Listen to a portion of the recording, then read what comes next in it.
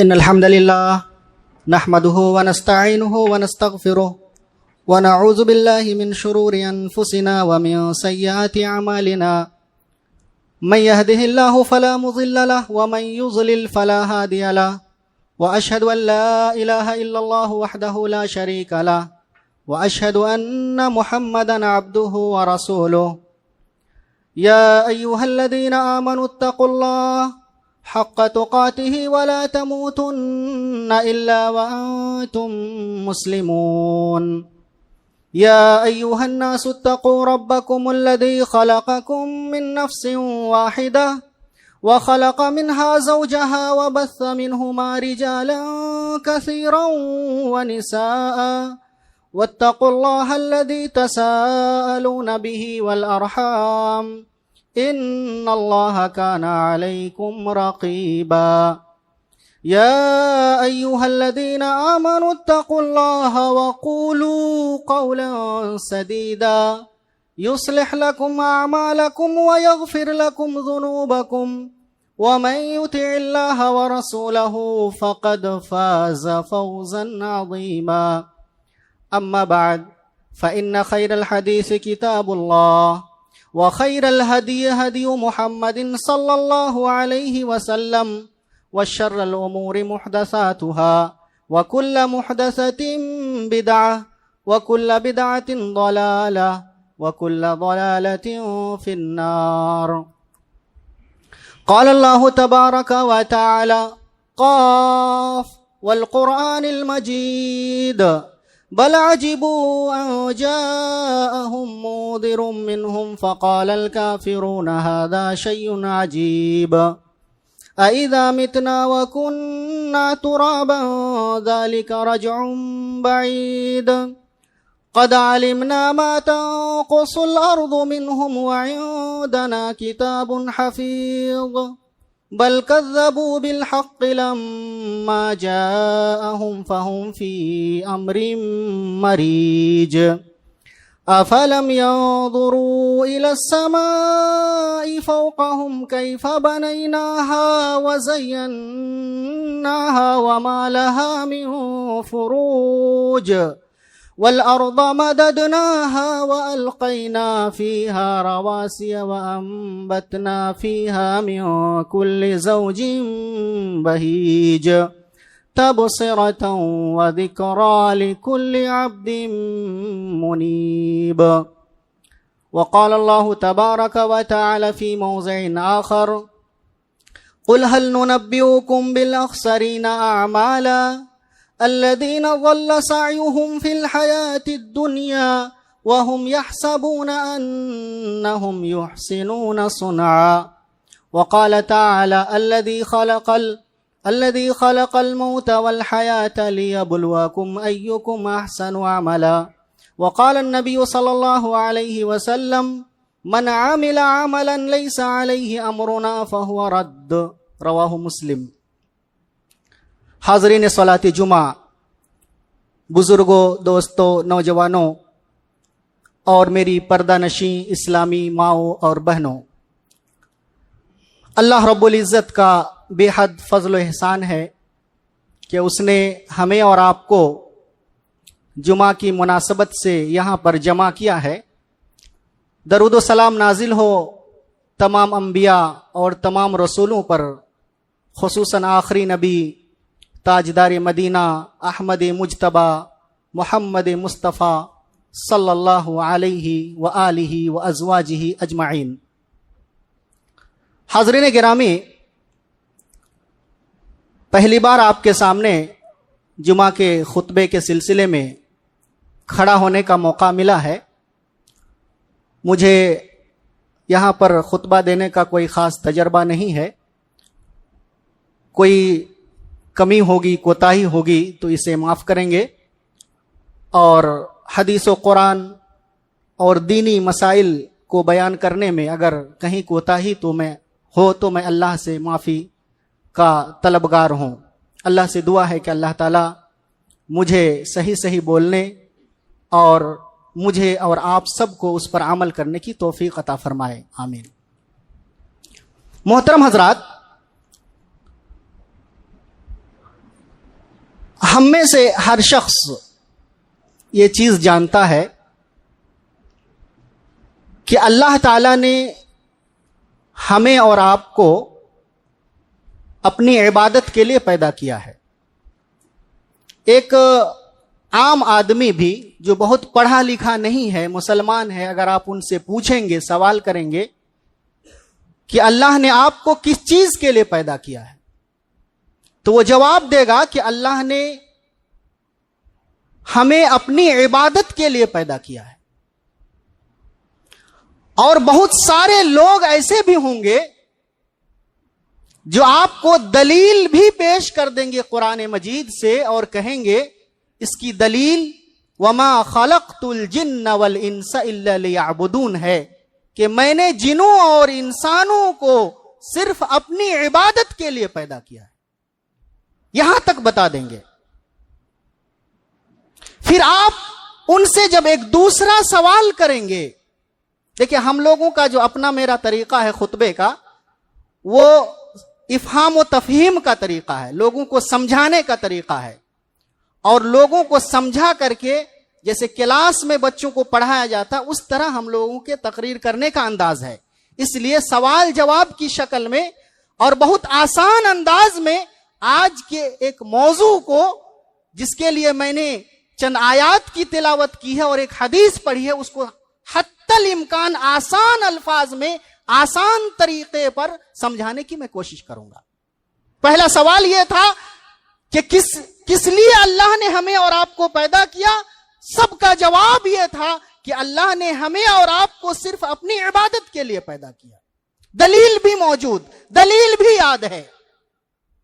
پھر دوسرا سوال جب آپ اس سے کریں گے کہ اللہ رب العزت نے ہمیں کثرت عبادت کے لیے پیدا کیا ہے، یعنی بہت زیادہ عبادت کرنے کے لیے پیدا کیا ہے، یا صرف ہمیں اور آپ کو انہی عبادتوں کا حکم دیا گیا ہے جن عبادتوں کو اللہ نے کرنے کے لیے کہا، رسول نے کہا اور رسول نے کر کے دکھایا، سلف صالحین نے کیا ہے.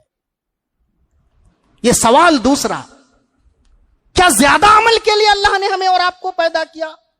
کیا اللہ تعالیٰ کثرت عمل ہم سے چاہتا ہے کہ ہم بہت زیادہ نمازیں پڑھیں، بہت زیادہ روزے رکھیں، بہت زیادہ حج کریں، بہت زیادہ عمرے کریں، بہت زیادہ ذکر و اذکار کریں؟ تو وہاں پر یہ جواب ملے گا، صحیح لوگ جو کتاب و سنت پر عمل کرتے ہیں، جو منہج سلف کو سمجھتے ہیں، جو نبی صلی اللہ علیہ وسلم کی اقتداء اور اتباع کرتے ہیں، نبی صلی اللہ علیہ وسلم کی بات کے آگے کسی دوسرے کی بات کو مقدم نہیں کرتے ہیں. نبی کی بات ہے، بات ختم ہے. کوئی امام ہو، دنیا کا کوئی انسان ہو، اس کی بات کو ہم نہیں لیتے. ایسے لوگوں کا کیا جواب ہوگا؟ ایسے لوگوں کا جواب ہوگا کہ اللہ نے ہمیں کثرت عبادت کے لیے پیدا نہیں کیا ہے، بہت زیادہ عبادت کے لیے اللہ نے پیدا نہیں کیا ہے، بلکہ اللہ رب العزت نے ہمیں اتنی ہی عبادتوں کے لیے پیدا کیا ہے جتنی عبادتوں کا حکم اللہ نے اپنے نبی کو دیا اور نبی نے اپنی امت کو پہنچا دیا ہے، اور اسی طریقے پر کرنے کا حکم دیا ہے جس طریقے پر نبی نے کیا ہے اور صحابہ کرام نے کیا ہے. اب اس کی دلیل جب مانگیں گے تو یہاں پر لوگ دلیل نہیں دے پائیں گے. یہاں پر لوگ دو تین طرح کے آپ کو ملیں گے، یا لوگوں کی مختلف قسمیں ملیں گی، مختلف جماعتیں ملیں گی.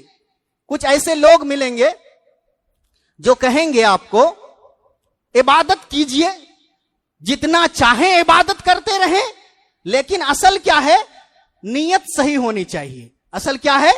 نیت صحیح ہونی چاہیے. عبادت کرتے رہیے، چاہے وہ مشروع عبادت ہے تب بھی، غیر مشروع عبادت ہے تب بھی، نبی نے کیا ہے تب بھی، نبی نے نہیں کیا ہے تب بھی، مطلب عبادت کرو، عبادت کرو، عبادت کرو. اور ایسے لوگوں کی دلیل بھی بڑی پیاری ہے، سب لوگ وہ دلیل جانتے ہیں. کہیں گے بخاری کی روایت ہے، انما الاعمال بالنیات. عملوں کا دار و مدار کس پر ہے؟ نیتوں پر ہے. عملوں کا دار و مدار کس چیز پر ہے؟ نیتوں پر ہے.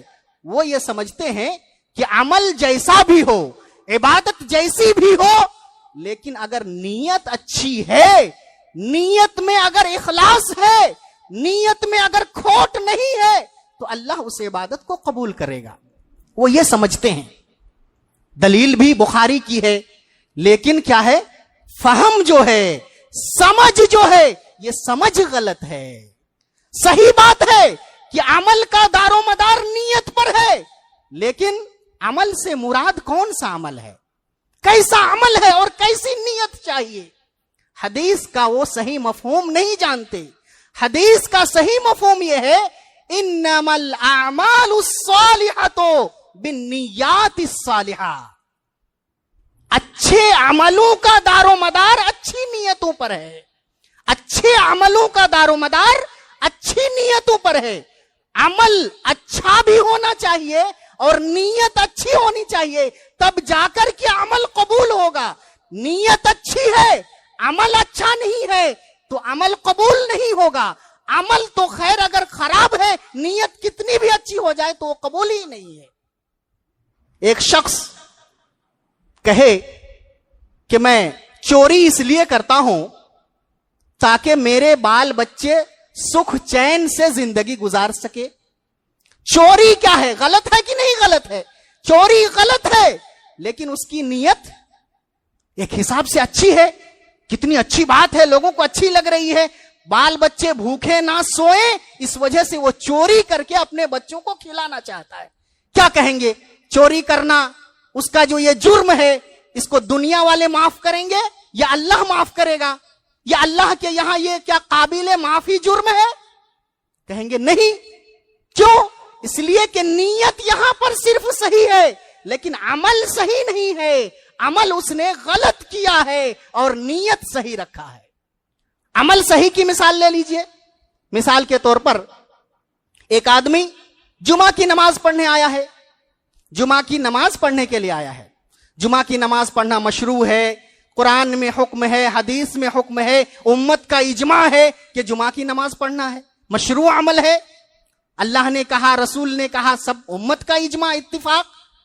لیکن عمل تو صحیح ہے، لیکن اگر یہاں پر نیت صحیح نہیں ہے، ریاکاری کے لیے وہ جمعہ کی نماز پڑھنے کے لیے آیا ہے، دکھاوے کے لیے آیا ہے، دنیاوی کوئی مقصد ہے، کسی اور وجہ سے یہاں پر وہ نماز پڑھنے کے لیے آیا ہے جمعہ کی، جس میں اللہ کی رضامندی مقصود نہیں، اللہ رب العزت کی خوشی مقصود نہیں، اللہ رب العزت کو خوش کرنا مقصد نہیں، وہ مخلص نہیں ہے، اس کے اندر اخلاص نہیں ہے، تو بھلا بتائیے کیا جمعہ کی نماز اس کی قبول ہوگی؟ جمعہ کی نماز قبول نہیں ہوگی. جمعہ کی نماز قبول نہیں ہوگی. عمل ٹھیک ہے لیکن نیت ٹھیک نہیں ہے. پتا کیا چلا؟ پتا یہ چلا کہ انما الاعمال الصالحۃ بالنیات الصالحۃ. عمل اچھا ہوگا اور نیت اچھی ہوگی تب ہی کوئی عمل اور کوئی عبادت اللہ کے یہاں قابل قبول ہوگی. دونوں میں سے کوئی اگر شرط مفقود ہو جائے، دونوں میں سے کوئی بھی شرط اگر ختم ہو جائے تو اللہ کے یہاں وہ عمل مقبول نہیں ہوگا، اللہ کے یہاں وہ عبادت مقبول نہیں ہوگی. کیوں؟ اس لیے کہ اللہ رب العزت نے ہمیں اور آپ کو کثرت عبادت کے لیے پیدا نہیں کیا ہے. اللہ تعالیٰ نے قرآن مجید میں فرمایا، الذی خلق الموت والحیات لیبلوکم ایکم احسن عملا. اللہ نے موت اور زندگی کو پیدا کیا اس لیے تاکہ وہ دیکھے، وہ آزمائے، وہ امتحان لے، ایکم احسن عملا، کہ تم میں سے کون شخص اچھا عمل کرتا ہے. اللہ نے یہ نہیں کہا. محمد بن عجلان رحم اللہ فرماتے ہیں کہ لم یقل اکثر عملا. اللہ نے یہ نہیں کہا ہے کہ زیادہ عمل کے لیے پیدا کیا، بلکہ اللہ نے یہ کہا کون اچھا عمل کرتا ہے، کون اچھا عمل کرتا ہے. اس لیے اللہ رب العزت نے ہمیں اور آپ کو پیدا کیا ہے. اللہ نے ایک دوسری جگہ پر فرمایا، هو الذی خلق السماوات والارض فی 6 ایام وکان عرشه علی الماء लियबलुवकुम अय्युकुम अहसनु अमला। आसमान और जमीन को अल्लाह ने इसलिए पैदा किया ताकि अल्लाह आजमाए, अल्लाह ताला इम्तिहान ले कि तुम में से कौन बेहतरीन अमल करता है, अच्छा अमल करता है। अब सवाल यह है, अच्छा अमल कब होगा? अहसनु अमला जो अल्लाह ने कहा है, अहसन अमल, बेहतरीन अमल, यह बेहतरीन अमल कैसे होगा? फुज़ैल बिन इयाज रहमुल्लाह फरमाते हैं, अहसनु अमला की तफसीर में, तफसीर इब्न कसीर में ये चीजें मौजूद हैं। वो कहते हैं अहसनु अमला का मतलब यह है कि अखलसुहु व अस्वबुहु। वो अमल कैसा होना चाहिए? खालिस होना चाहिए और अस्वब होना चाहिए, दुरुस्त होना चाहिए। अमल क्या होना चाहिए? खालिस, और अमल सवाब होना चाहिए, दुरुस्त होना चाहिए। आगे वो फरमाते हैं अल अमलु ला युक़बलु हत्ता यकूना खालिसन सवाबन। अमल कोई भी कबूल नहीं होगा यहां तक कि वो खालिस हो और दुरुस्त हो, सवाब हो। फिर आगे फरमाते हैं अम्मल खालिस फ़इज़ा काना लिल्लाहि। अमल खालिस कब होगा? जब वो अल्लाह के लिए किया जाएगा। और अमल सवाब कब होगा, दुरुस्त कब होगा? इज़ा काना अला सुन्नते मुहम्मदिन सल्लल्लाहु अलैहि वसल्लम, जब वो अमल नबी की सुन्नत के मुताबिक होगा। जब वो नबी की सुन्नत के मुताबिक अमल होगा तो वो अमल कबूल होगा, और जब अल्लाह के लिए होगा तब वो अमल कबूल होगा। दोनों शर्तों में से कोई शर्त अगर मफकूद हो जाए तो कहीं हमारा और आपका हश्र वैसा ही ना हो जाए जैसा कि अल्लाह रब्बुल इज्जत ने फरमाया, कुल हल नुनब्बिउकुम बिल अक्सरीना अमाला अल्लज़ीना ज़ल्ला सअयुहुम फिल हयातिद दुनिया व हुम यहसबूना अन्नहुम युहसिनूना सुनआ। नबी आप कह दीजिए कि क्या मैं तुम लोगों को उन लोगों के बारे में ना बता दूं जो अमल करने के बावजूद भी बहुत ज्यादा खसारा उठाने वालों में से होंगे, बहुत ज्यादा नुकसान उठाने वालों में से होंगे, बहुत घाटा उठाने वालों में से कयामत के दिन होंगे।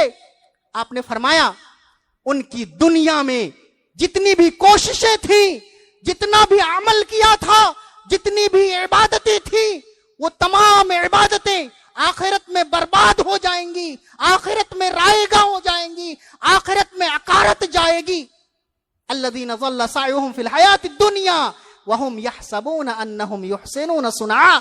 लेकिन वो दुनिया में ये समझ रहे थे कि हम तो अच्छा कर रहे हैं, नीयत अच्छी थी लेकिन अमल अच्छा नहीं था।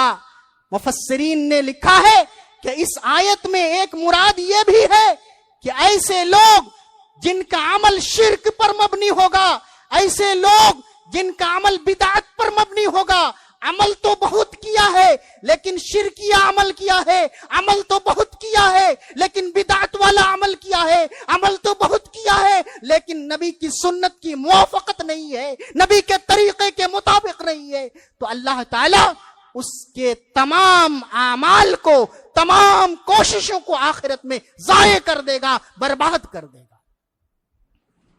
एक और जगह अल्लाह रब्बुल इज्जत ने फरमाया वक़दिमना इला मा अमिलू मिन अमल फजअलनाहु हबाअम महसूरा, कि मैं उन लोगों के अमल की तरफ आऊंगा जिन लोगों ने बहुत सारे अमल किए होंगे, लेकिन फिर मैं उनके अमाल को, उनकी इबादतों को जर्रे की तरह कर दूंगा, जर्रे की तरह कर दूंगा, भूसा भूसा की तरह कर दूंगा। मतलब उनको कोई सवाब नहीं मिलेगा और ना उनको उसकी नेकी मिलेगी, बर्बाद हो जाएगी। अल्लाह ने एक और जगह फरमाया वजूहुन यौमइदिन खाशिआ, कयामत के दिन कुछ ऐसे चेहरे होंगे जो झुके हुए होंगे, आमिलतुन नासिबा, बहुत ज्यादा अमल किए होंगे, इतना अमल किए होंगे, इतना अमल किए होंगे, थके हुए होंगे, थके हारे हुए होंगे, लेकिन कहां जाएंगे? तस्ला नारन हामिया, दहकती हुई आग में जाएंगे। यहां पर भी मुफस्सिरीन ने लिखा है कि ऐसे लोग जो अमल ऐसे अंदाज में किए होंगे जिन अमल का ताल्लुक बिदअत से है या जिन अमल का ताल्लुक शिर्क से है, تو اللہ تبارک و تعالیٰ کے یہاں اس آدمی کا ٹھکانہ یا ایسے لوگوں کا ٹھکانہ کیا ہوگا؟ دہکتی ہوئی آگ ہوگا، جہنم اس کا ٹھکانہ ہوگا۔ اس لیے ہم تمام مسلمانوں کو دو چیزوں کو سمجھنا بہت زیادہ ضروری ہے کہ ہم جو عمل کر رہے ہیں وہ عمل کیا اس عمل میں ہم مخلص ہیں یا مخلص نہیں ہیں، اور دوسری چیز یہ کہ کیا وہ عمل جو ہم کر رہے ہیں وہ سنت کے مطابق ہے یا نہیں ہے، نبی کی اتباع اس میں پائی جا رہی ہے کہ نہیں، نبی کا طریقہ اس میں پایا جا رہا ہے یا نہیں پایا جا رہا ہے، یہ بہت ضروری ہے۔ شیخ ناصر سعدی رحمہ اللہ بیان فرماتے ہیں کہ دو حدیثیں ایسی ہیں جس میں پورا دین داخل ہے، دو حدیثیں ایسی ہیں جس میں پورا دین داخل ہے۔ وہ فرماتے ہیں ایک حدیث عمر ہے، انما الاعمال بالنیات، عمل کا دار و مدار نیتوں پر ہے، اس میں اللہ تبارک و تعالی بندے کے اخلاص کو دیکھنا چاہتا ہے، بندے کے باطن کو دیکھنا چاہتا ہے کہ وہ عمل کیوں کر رہا ہے۔ یہ پہلا میزان ہے، یہ پہلا پلڑا ہے ترازو کا۔ اور دوسرا میزان کیا ہے؟ من عمل عملا لیس علیہ امرنا فہو رد، یہ باطنی میزان تھا۔ اور ظاہری میزان یہ ہے کہ کوئی بھی عمل اگر کسی نے کیا لیس علیہ امرنا، جس پر ہمارا حکم نہیں تھا یا ہمارا طریقہ نہیں تھا، ہمارے طریقے کے مطابق نہیں کیا ہے، فہو رد، تو وہ مردود ہے، وہ غیر مقبول ہے، اللہ کے یہاں وہ قبول نہیں ہے۔ یہ دو حدیثیں ایسی ہیں جس میں پورا دین داخل ہے۔ کوئی بھی بندہ اگر یہ عبادت کرے تو دیکھا جائے گا کہ اس کا باطن ٹھیک ہے کہ نہیں، اس کے اندر اخلاص ہے کہ نہیں۔ باطن اگر ٹھیک ہے تو دیکھا جائے گا من عمل عملا لیس علیہ امرنا فہو رد، کہ ظاہر اس کا کیسا ہے، نماز وہ نبی کے طریقے پر پڑھ رہا ہے کہ نہیں پڑھ رہا ہے، نماز وہ نبی کے طریقے کے مطابق ادا کر رہا ہے کہ نہیں کر رہا ہے، روزہ وہ نبی کے طریقے کے مطابق ادا کر رہا ہے کہ نہیں کر رہا ہے، وہ حج جب کر رہا ہے تو نبی کے طریقے کے مطابق طواف کر رہا ہے کہ نہیں کر رہا ہے، نبی کے طریقے کے مطابق سعی بین الصفا والمروہ کر رہا ہے کہ نہیں کر رہا، کس طریقے پر کر رہا ہے۔ ان دو چیزوں کو ایک مسلمان کو سمجھ میں آنا چاہیے، اور اسی میں پورا دین داخل ہے، پورا دین اسی کے اندر ہے۔ ابن قیم رحمہ اللہ نے بعض سلف کا قول نقل کیا ہے اغاثۃ اللفحان کے اندر، ان کی ایک مشہور کتاب ہے اغاثۃ اللفحان، اس میں وہ بیان کرتے ہیں کہ بعض سلف نے کہا ما من فعلۃ وان صغرت الا ينشر له دیوانان، کوئی بھی عمل، کوئی بھی عبادت، کوئی بھی کام انسان اگر کرتا ہے تو اس سے دو سوال پوچھا جائے گا۔ اس واقعے کو یاد رکھیے اور آپ پوری تقریر کو، پورے خطبے کو سمجھ جائیں گے۔ کہتے ہیں کہ دو سوال کیا جائے گا، دو دفتر قائم کیا جائے گا۔ ایک دفتر کیا ہے؟ لیما، اور دوسرا دفتر ہے کیفا۔ ایک کیا ہے؟ لیما یعنی وائی، کیوں اس عمل کو تم نے کیا ہے۔ پوچھا جائے گا اس انسان سے لما فعلتا، تم نے اس عمل کو کیوں کیا ہے۔ اگر جواب یہ ہے کہ اللہ کے لیے کیا ہے، اخلاص کے ساتھ کیا ہے، تو دوسرا سوال پوچھا جائے گا کیف فعلتا، تم نے اس کو کیسے کیا ہے، طریقہ کون سا اپنایا تھا، نبی والا طریقہ اپنایا تھا کہ پیروں مریدوں والا طریقہ اپنایا تھا، کون والا طریقہ اپنا کر کے کیا ہے، کس امام کی بات کو مان کر کے کیا ہے، کس امام کے طریقے پر کیا ہے، تم نے محمدی ماڈل اختیار کیا ہے یا کوئی دوسرا شافعی ماڈل اختیار کیا ہے، حنفی ماڈل اختیار کیا ہے، پیری مریدی والا ماڈل اختیار کیا ہے، کون سا ماڈل اختیار کیا ہے، کس طریقے پر کیا ہے۔ اگر وہاں پر بات یہ آئے گی کہ نبی کے طریقے کے مطابق عمل کیا ہے، تب جا کر کے عمل قبول ہوگا، ورنہ عمل قبول نہیں ہوگا۔ کوئی بھی انسان عمل کرے، پوچھا جائے گا کیوں کر رہے ہو اور کیسے کر رہے ہو۔ ایک آدمی آئے جمعہ کی نماز پڑھنے کے لیے، جمعہ کی نماز 4 رکعت پڑھنے لگے، آپ ان سے پوچھیں گے بھائی کیوں کیا، تو جواب یہ ہوگا نماز پڑھ رہا ہوں، نیت اچھی ہے۔ پوچھا جائے گا کیسے کیا، کیا نبی نے کبھی 4 رکعت جمعہ کی نماز ادا کی؟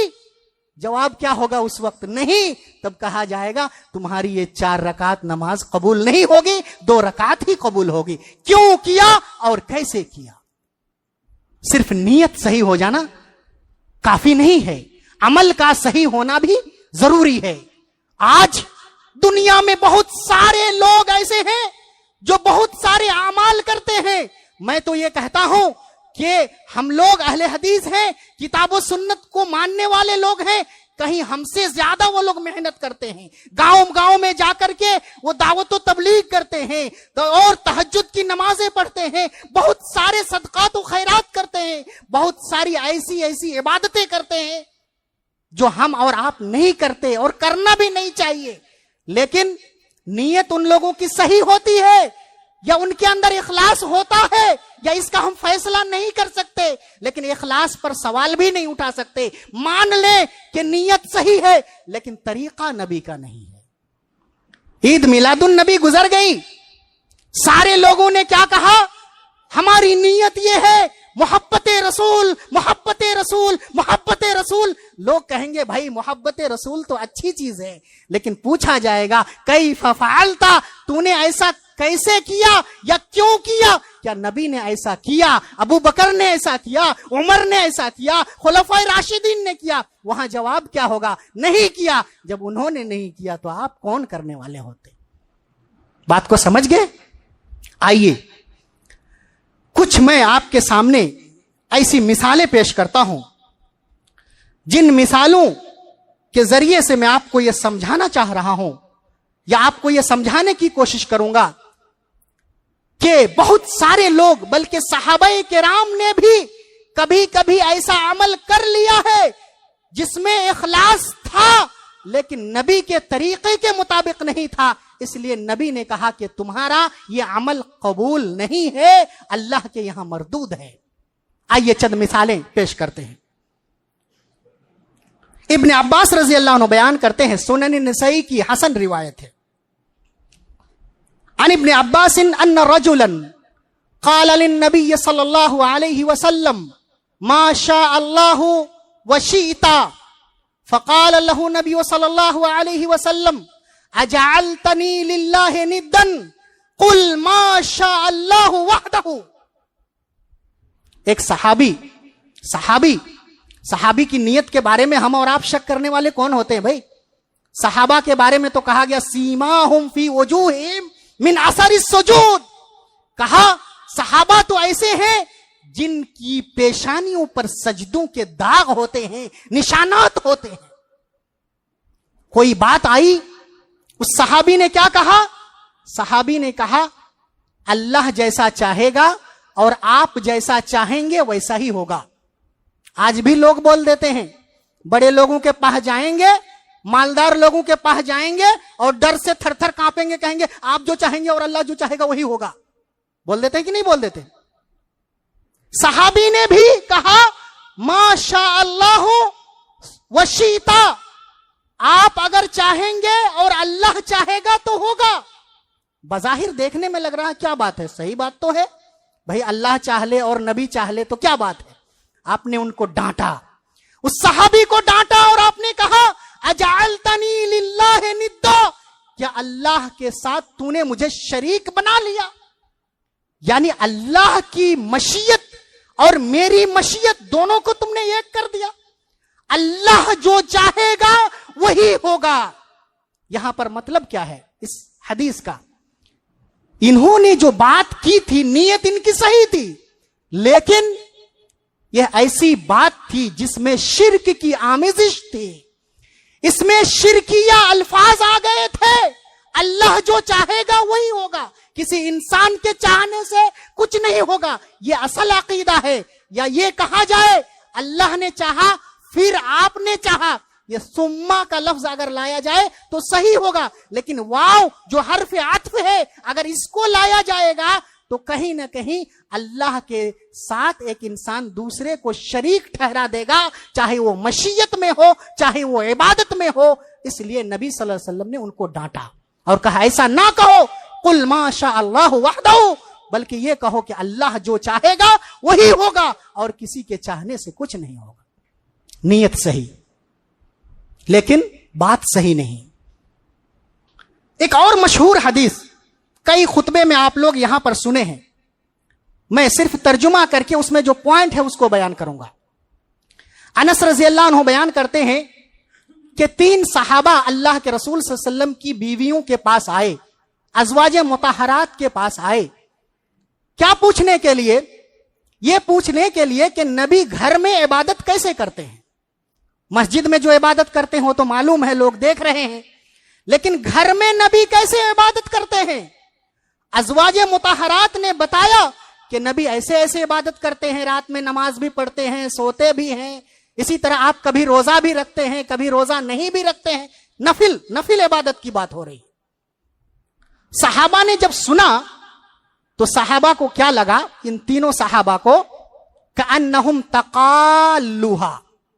حدیث کا لفظ ہے کہ ان صحابہ نے تھوڑا اس کو کم سمجھا, ان کو لگا کہ کم عبادت ہے یہ, اور انہوں نے کہا یہ کم اس اعتبار سے نہیں ہے کہ نبی کم کر رہے ہیں, اس اعتبار سے کہ نبی اتنا کریں گے, نبی کے اگلے پچھلے گناہ معاف ہیں تو ان کا تو بیڑا پار ہو جائے گا, لیکن ہم بھی اتنا کریں گے تو ہمارا بیڑا کیسے پار ہوگا. کہا من این نحنو من رسول اللہ صلی اللہ علیہ وسلم, ہماری نبی سے کیا نسبت ہے, کہاں نبی اور کہاں ہم, یہ نسبت خاک را با عالم پاک. کہاں بھائی سورا اور سوریا کو سرا سے کیا نسبت ہو سکتی ہے؟ کوئی نسبت نہیں ہو سکتی. ایک آدمی نے ان میں سے کیا کہا, ایک آدمی نے کہا اما انا فاصلی اللیل ابدا, پوری رات نفل نماز پڑھوں گا, پوری رات کبھی سوؤں گا ہی نہیں, پوری رات زندگی میں رات میں عبادت ہی کروں گا, نماز پڑھوں گا. دوسرے آدمی نے کہا اما انا فاصوم النہار ولا افطر, میں ہمیشہ دن میں روزہ ہی رکھوں گا, کبھی روزہ توڑوں گا ہی نہیں, ہمیشہ روزہ ہی رکھوں گا. تیسرے آدمی نے کیا کہا, انا اعتزل النساء ولا اتزوج, میں شادی ہی نہیں کروں گا. یہ جھیل جھمیلے میں پھنس کر کے لوگ اللہ کی عبادت سے دور ہو جاتے ہیں بال بچوں کے چکر میں صرف عبادت کروں گا, شادی ودی کچھ نہیں کروں گا.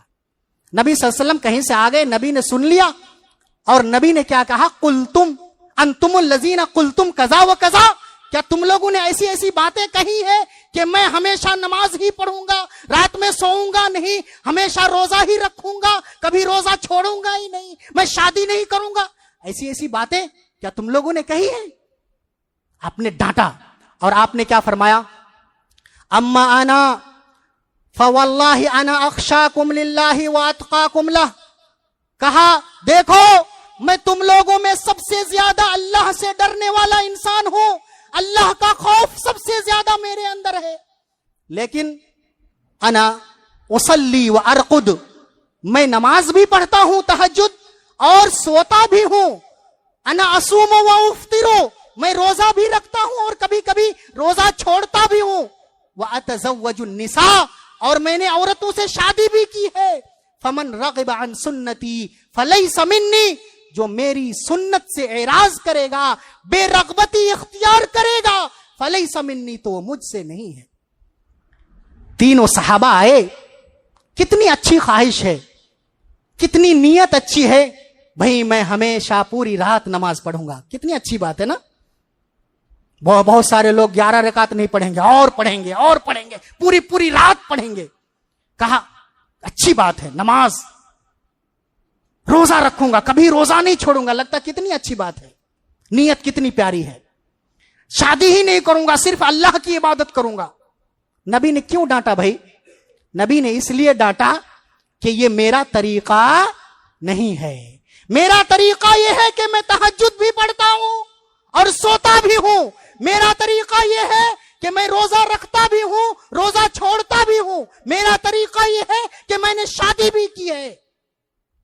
اور اسی طریقے کے مطابق تم اگر تقوی اختیار کرو گے, اللہ سے ڈرو گے, تو وہ تقوی اللہ کے یہاں مقبول ہے.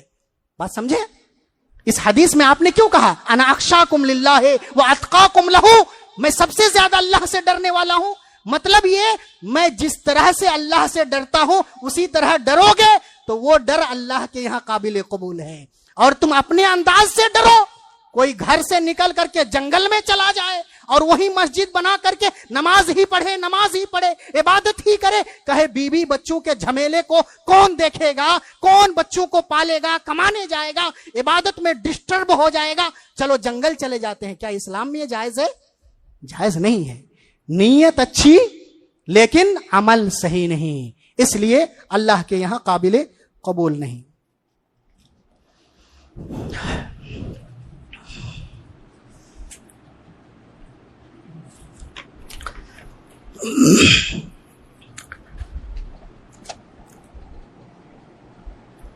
ایک اور واقعہ اس سلسلے میں زبیر بن بکار رحمہ اللہ بیان کرتے ہیں کہ ایک آدمی امام مالک رحمہ اللہ کے پاس آیا. امام مالک جو امام و دار الحجرہ کے لقب سے ملقب ہیں, مدینے کے امام, ان کی کتاب الموطا, ان کے پاس آ کر کے سوال پوچھتے ہیں, من این احرم, میں کہاں سے احرام باندھوں؟ حج کرنے جا رہا ہوگا یا تو عمرہ کرنے کے لیے جا رہا ہوگا. اس آدمی نے کہا کہ میں احرام کہاں سے باندھوں؟ امام مالک نے کہا من ذی الحلیفہ حیث احرم رسول اللہ صلی اللہ علیہ وسلم, ذو الحلیفہ سے تم احرام باندھو, کیونکہ مدینے والوں کا میقات ذو الحلیفہ ہے. ذو الحلیفہ سے احرام باندھو اور تم حج یا عمرے کو جاؤ.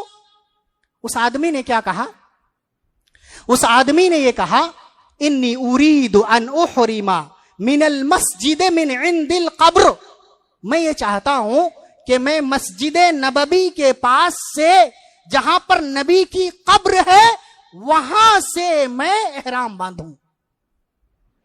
امام مالک نے کہا لا تفعل, ایسا نہ کر, فإنی اخشى علیک الفتنہ, مجھے ڈر ہے کہ تم کسی فتنے میں پڑ جاؤ, کسی آفت میں پڑ جاؤ, اللہ کی طرف سے تمہاری کوئی آزمائش ہو جائے. اس آدمی نے کہا وَأَيُّ فِتْنَةٍ هَذِهِ إِنَّمَا هِيَ أَمْيَالٌ أَزِيدُهَا, امام مالک اس میں کون سی فتنے کی بات ہے, آزمائش کی بات ہے, کون سی آفت آ پڑی ہے؟ چند میل زیادہ ہے جہاں سے میں احرام باندھنا چاہتا ہوں. ذوالحلیفہ سے کروں گا تو کچھ کلومیٹر کم ہو جائے گا, یہاں سے کروں گا تو کچھ کلومیٹر زیادہ ہو جائے گا. ذوالحلیفہ اور مسجد نبوی کی دوری 13 سے 14 کلومیٹر ہے, یہاں سے وہ کرنا چاہ رہے تھے. اس وقت امام مالک نے اس شخص کو ڈانٹا تھا اور اس شخص کو ڈانٹتے ہوئے کہا تھا وَأَيُّ فِتْنَةٍ أَعْظَمُ مِنْ أَنْ تَرَى أَنَّكَ سَبَقْتَ إِلَى فَضِيلَةٍ قَصَّرَ عَنْهَا رسول اللہ صلی اللہ علیہ وسلم. اس سے بڑھ کر کون سا فتنہ ہو سکتا ہے کہ تم یہ سمجھو, تمہارا یہ خیال ہو کہ میں ایک فضیلت میں نبی سے آگے نکل گیا اور نبی نے اس میں کوتاہی برتی. مسجد نبوی کی فضیلت اپنی جگہ ہے, تم یہ چاہتے ہو کہ مسجد نبوی کے پاس سے کر کے میں اس فضیلت کو حاصل کروں, لیکن تمہارا خیال یہ ہے کہ نبی نے اس میں کوتاہی کی ہے, تقصیر کی ہے, نبی اس کو کر نہیں سکے, اس فضیلت کو حاصل نہیں کر سکے. اس سے بڑھ کر کے فتنہ کیا ہو سکتا ہے؟ اور کہا انی سمعت اللہ یقول, میں نے اللہ کو کہتے ہوئے سنا ہے, یعنی میں نے قرآن مجید میں پڑھا ہے فَلْيَحْذَرِ الَّذِينَ يُخَالِفُونَ عَنْ أَمْرِهِ أَن تُصِيبَهُمْ فِتْنَةٌ أَوْ يُصِيبَهُمْ عَذَابٌ عَلِيمٌ. آدمی کو ڈرنا چاہیے جو نبی کی مخالفت کر رہے ہیں, نبی کے طریقے کے مطابق چلتے نہیں ہیں, ان کو ڈرنا چاہیے کہ کہیں کوئی فتنہ آ کر کے نہ ان کو لپیٹ لے یا کہیں اللہ کی طرف سے کوئی عذاب نہ آ جائے. امام مالک نے اس آدمی کو صرف اس لیے ڈانٹا تھا کہ نبی کا طریقہ یہ تھا کہ ذوالحلیفہ سے احرام باندھا جائے گا, لیکن اس آدمی نے یہ سوچا تھا کہ میں مسجد نبوی کے پاس سے احرام باندھ کر کے فضیلت حاصل کروں گا. نیت اچھی تھی لیکن عمل صحیح نہیں تھا, اس لیے امام مالک نے ان کو ڈانٹا. اسی طریقے سے بخاری مسلم کی روایت جندب ابن سفیان رضی اللہ عنہ بیان کرتے ہیں کہ میں نبی صلی اللہ علیہ وسلم کے ساتھ عید الاضحیٰ کے دن گیا تو نبی صلی اللہ علیہ وسلم نے دیکھا کہ کچھ قربانی کے جانور ذبح کر دیے گئے ہیں. نماز سے پہلے ہی, عید کی نماز ابھی ادا ہی نہیں ہوئی اور کچھ صحابہ نے ذبح کر دیا. آپ صلی اللہ علیہ وسلم نے کیا فرمایا؟ آپ صلی اللہ علیہ وسلم نے فرمایا جس نے نماز ادا کرنے سے پہلے قربانی کے جانور کو ذبح کیا ہے وہ اس کی جگہ دوسری قربانی کرے، دوسرا جانور ذبح کرے، کیونکہ نبی کا طریقہ یہ ہے، میرا طریقہ یہ ہے کہ نماز کے بعد ہی قربانی کا وقت ہے، نماز سے 1 منٹ پہلے بھی اگر کسی نے قربانی کیا تو قربانی نہیں ہوگی۔ ابو بردہ بن نیار نے بھی قربانی کر لی تھی اور اس بیچارے کے پاس ان کو معلوم نہیں تھا کہ قربانی ہوتی ہے یا نہیں ہوتی ہے۔ نماز سے پہلے کرنے پر نبی صلی اللہ علیہ وسلم نے دیکھا اور کہا شاتو کا شاتو لحمن، تم نے جو یہ ذبح کیا ہے بکری، یہ تو گوشت والی بکری ہے، یعنی اس کا کوئی ثواب نہیں ملے گا، یہ قربانی نہیں ہوگی۔ ابو بردہ نے کہا اللہ کے رسول میرے پاس کوئی دانتا ہوا دوسرا بکرا نہیں ہے، لیکن ایک جزعہ ہے جو موٹا ہے، تازہ ہے، فربا ہے، 2 بکریوں سے زیادہ موٹا ہے۔ آپ نے فرمایا اس مرتبہ کر لو وَلَن تُجْزِيَ عَنْ أَحَدٍ بَعْدَكَ، لیکن اس کے بعد کبھی کسی اور کے لیے جائز نہیں ہے۔ بتائیے صحابہ کی نیت اچھی کہ پہلے قربانی کر لیتے ہیں تاکہ قربانی ہماری سب سے پہلے اللہ کے پاس پہنچے، لیکن کر لیا نماز سے پہلے۔ کسی کی خواہش یہ رہی ہوگی کہ نبی جب عید کی نماز پڑھ کے آئیں گے تو سب سے پہلے ہمارے ہی دسترخوان پر کھائیں گے۔ کسی کی یہ نیت تھی کہ سب سے پہلے ہم غریبوں کو بلا کر کے کھلائیں گے، صدقہ کریں گے، گوشت دیں گے، لیکن طریقہ صحیح نہیں تھا، اس لیے کہا کہ قربانی تمہاری نہیں ہوگی۔ سعید بن مسیب رحمہ اللہ جو مسجد نبوی کے امام تھے، بڑے تابعی تھے، انہوں نے ایک آدمی کو دیکھا کہ فجر کی نماز کی جو سنت ہے وہ سنت 2 رکعت سے زیادہ پڑھ رہا ہے، 2 رکعت سے زیادہ وہ سنت نماز پڑھ رہا ہے۔ سعید بن مسیب نے ان کو روکا اور کہا کہ تم ایسا نہ کرو۔ اس آدمی نے کہا یا ابا محمد، اے ابو محمد، کنیت ہے، اے ابو محمد، ایعذبنی اللہ علی الصلاۃ، کہ اللہ نماز پڑھنے پر بھی مجھے عذاب دے گا؟ نماز پڑھ رہا ہوں، کون سا غلط کر رہا ہوں؟ 2 رکعت فجر کی سنت ہے، 2 سے زیادہ میں پڑھ رہا ہوں، نماز ہی تو پڑھ رہا ہوں۔ اس وقت سعید ابن مسیب نے جو بات کہی تھی، اس بات کو ہمیں اور آپ کو اپنے ذہنوں میں گانٹھ باندھ کر کے رکھنے کی ضرورت ہے۔ مسلمان اگر ہونا ہے تو نبی کی سنت کو سمجھنا ہوگا، نبی کے طریقے کو سمجھنا ہوگا۔ صرف عمل وہاں بھی چلے جاؤ، یہاں بھی چلے جاؤ، یہ بھی کر لو، وہ بھی کر لو، سب کر لو، لیکن نبی کے طریقے کی کوئی پرواہ نہیں۔ نبی نے سعید ابن مسیب نے کیا کہا تھا؟ سعید ابن مسیب نے کہا تھا اللہ تبارک و تعالی نماز پڑھنے پر تمہیں سزا نہیں دے گا، وَلَكِنْ يُعَذِّبُكَ عَلَى خِلَافِ السُّنَّةِ، لیکن سنت کی مخالفت پر اللہ سزا دے گا، سنت کی مخالفت کرنے پر سزا دے گا۔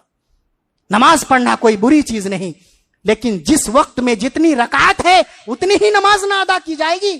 آپ کی نیت اچھی ہے کہ چلو بھائی ٹائم ہے، 15 منٹ ہے، 20 منٹ ہے، اور 2-4 رکعت 6 رکعت اور فجر کی سنت پڑھ لیتے ہیں، نہیں چلے گا۔ نیت آپ کی اچھی ہو سکتی ہے لیکن طریقہ صحیح نہیں ہے۔ بہت سارے واقعات اس سلسلے میں بیان کر سکتا ہوں اور وقت بھی ہے، 2-3 منٹ اور۔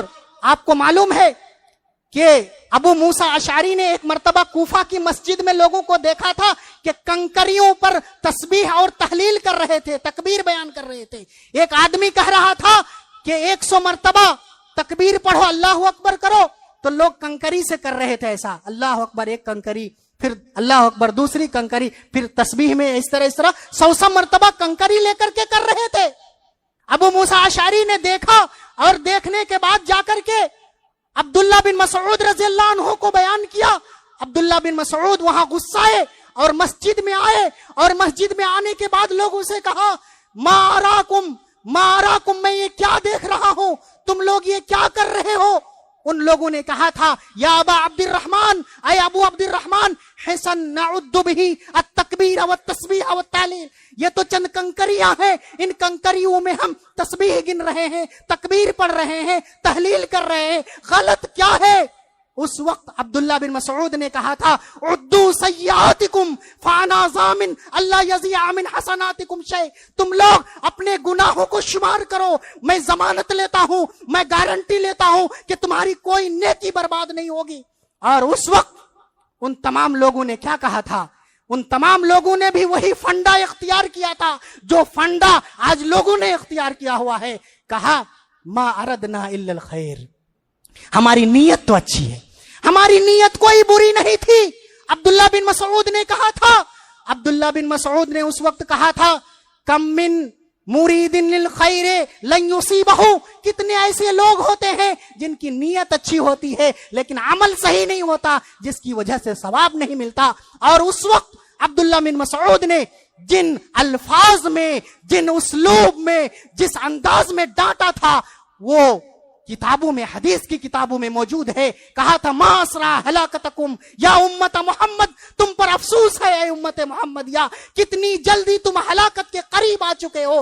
ہؤلاء صحابۃ نبیکم متوافرون، یہاں صحابہ کی کثیر تعداد ابھی موجود ہے، صحابہ ابھی باحیات ہیں، زندہ ہے۔ وہذہ ثیابہ لم تبلا، ابھی نبی کے کپڑے بھی پرانے نہیں ہوئے ہیں، بوسیدہ نہیں ہوئے ہیں۔ وآنیتہ لم تکسر، اور ابھی نبی کے برتن بھی ٹوٹے نہیں ہیں، نبی کو مرے ہوئے ابھی کچھ ہی دن گزرے ہیں، تم لوگوں نے بدعت ایجاد کر لیا ہے۔ انکم لعلی ملت اہدی من ملت محمد صلی اللہ علیہ وسلم او مفتتح باب ضلالہ، یا تو تم لوگ نبی کی ملت سے اچھی ملت میں ہو، یا تم لوگ کیا کر رہے ہو؟ بدعت کا دروازہ کھول رہے ہو، گمراہی کا دروازہ کھول رہے ہو۔ اور اسی میں کہا تھا کہ مجھے لگتا ہے، میرے نبی نے کہا تھا کہ کچھ لوگ ایسے پیدا ہوں گے جو قرآن تو پڑھیں گے لیکن قرآن ان کے گلے سے نیچے نہیں اترے گا، اور مجھے یہ لگتا ہے کہ کچھ اور لوگ ایسے ہوں گے جو خوارج کے ساتھ مل کر کے خوارج کے ساتھ مل جائیں گے۔ عمرو بن سلمہ کہتے ہیں، جو حدیث کے راوی ہیں، میں نے ان مسجد والوں کو، حلقہ لگانے والوں کو میں نے دیکھا نہروان کے دن، جنگ نہروان میں جو خوارج اور علی رضی اللہ عنہ کے درمیان لڑی گئی تھی، کہ ایسے لوگ جو کنکری عمر تسبیح اور تکبیر گن رہے تھے وہ خوارج کے ساتھ مل کر کے علی سے لڑ رہے تھے، خوارج ہو چکے تھے۔ میرے دوستوں اور بزرگوں، خلاصہ یہ ہے آج کے پورے خطبے کا کہ ہم اور آپ جو عبادت کریں تو عبادت میں ہمیں اور آپ کو یہ سمجھنا بہت ضروری ہے کہ ہم اخلاص کے ساتھ اس عبادت کو کر رہے ہیں یا اخلاص کے ساتھ نہیں کر رہے ہیں، کیوں ہم اس عبادت کو کر رہے ہیں، اور دوسری چیز یہ کیا ہم اس عبادت کو نبی کے طریقے کے مطابق کر رہے ہیں یا نبی کے طریقے کے مطابق نہیں کر رہے ہیں۔ یہ دو چیز بہت ضروری ہے۔ اللہ نے آپ کو بہت زیادہ عمل کے لیے نہیں پیدا کیا ہے، اللہ نے آپ کو اتنا ہی عمل کے لیے پیدا کیا ہے جتنا عمل اللہ نے اپنی نبی کی زبانی کہا ہے اور کروایا ہے، اور اسی طریقے کے مطابق ہمیں اور آپ کو کرنا ہے۔ ہم اور آپ ایک اگر درجی کے پاس جائے، ٹیلر کے پاس جائے اور اچھا کپڑا 500,000 روپے کا کپڑا لے کر کے جائیں، کہیں ٹیلر صاحب مجھے ایک جبہ سل کر کے دے دینا، اور اس آدمی کے پاس جب 5-6 دن کے بعد ہم گئے تو اس نے جبے کی جگہ پینٹ اور شرٹ سل دیا اور کہا کہ آج دنیا میں یہی چل رہا ہے، آج کل جبہ لوگ نہیں پہنتے ہیں، ماڈرن زمانہ ہے، نئے نئے لوگ اب پینٹ شرٹ پہنتے ہیں، جینس پہنتے ہیں، میں نے پینٹ شرٹ سلا دی ہے۔ آپ اس ٹیلر کے منہ پہ تھپڑ ماریں گے کہ نہیں ماریں گے؟ کیا کہیں گے آپ؟ میں نے جو کہا تھا وہ تم نے کیوں نہیں کیا؟ مجھے پینٹ شرٹ نہیں چاہیے۔ میرا رب اور آپ کا رب قیامت کے دن یہی کہے گا، مجھے وہی چاہیے جو میرے نبی کو میں نے کہا تھا کہ تم کرو اور امت کو بتاؤ۔ تم نے دوسرا طریقہ اگر اختیار کر لیا، زمانے کے حساب سے تم نے اگر کام کر لیا، تو تمہارا یہ طریقہ اور تمہاری یہ عبادت قبول نہیں ہے۔ سحقن سحقن لمن غیر بعدی، دور ہو جاؤ، دور ہو جاؤ، تجھے تو حوض کوثر بھی نصیب نہیں ہوگا۔ اللہ تعالیٰ سے آخر میں میری دعا ہے کہ اللہ تبارک و تعالیٰ ہم تمام مسلمانوں کو کتاب و سنت کو صحیح طور پر سمجھنے کی توفیق عطا فرمائے۔ اللہ ہمیں اور آپ کو اسی طریقے پر اخلاص کے ساتھ عبادت کرنے کی توفیق عطا فرمائے جس طریقے پر نبی صلی اللہ علیہ وسلم نے کیا اور آپ کے صحابہ کرام نے کیا۔ اے اللہ، جب تک ہم زندہ رہیں